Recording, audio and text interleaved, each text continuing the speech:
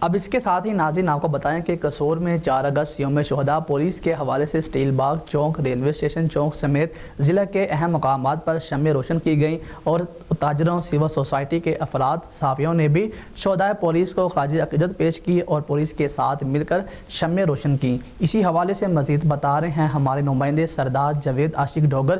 جاوید عاشق، آگاہ کیجیے گا اس حوالے سے۔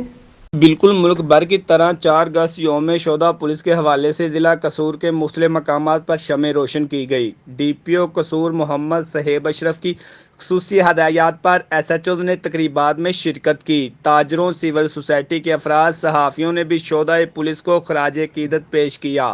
پولیس کے ساتھ مل کر شمعیں روشن کی۔ قصور پولیس کے 33 سپوتوں نے عوام کی جان و مال کی حفاظت کی خاطر اپنی جانوں کا نذرانہ پیش کیا۔ پولیس اپنے شہداء کی فیملی کے ساتھ ہمیشہ کی طرح ساتھ کھڑی ہے۔ زندہ قومیں ہمارے مستقبل کے لیے خود کو قربان کرنے والے شہداء کو کبھی فراموش نہیں کرتی۔